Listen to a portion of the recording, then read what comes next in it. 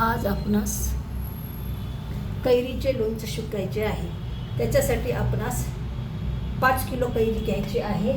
त्याच्या छोट्या छोट्या फोडी करायच्या आणि त्याच्यामध्ये थोडंसं जिरे तळून टाकायचे आणि या वाटीने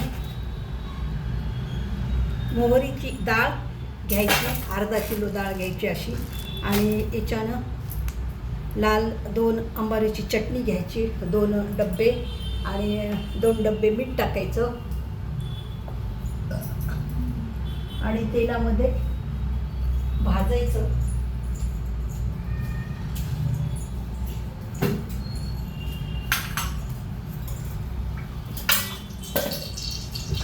ही चटणी तेलामध्ये भाजायची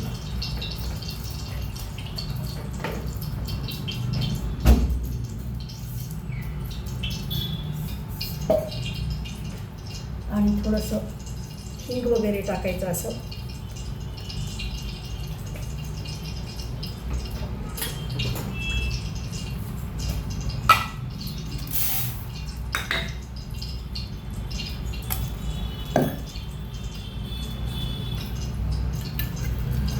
या वाटीनं 2 वाटी साखर टाकायची,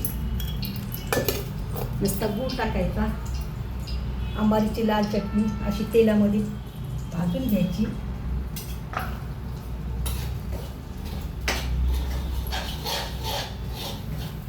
थोडीशी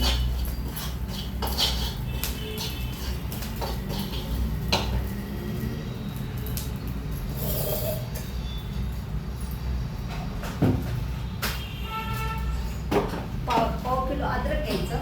अद्रक घेऊन त्याला थोडंसं वरचे छिलटे वगैरे काढायचे, छिलटे काढून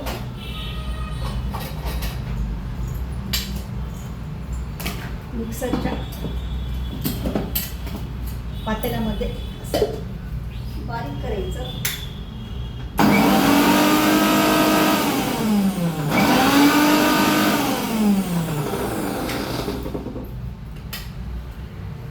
बारीक झालं की ते तेलामध्ये भाजायचं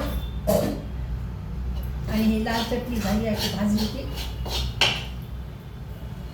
बंद करायचं आणि रामबंधू मसाल्याचं 1 पॉकेट लोणचं मसाला, कैरी लोणचं मसाला घ्यायचा आणि असे ही लाल चटणी वगैरे याच्यावर टाकायची।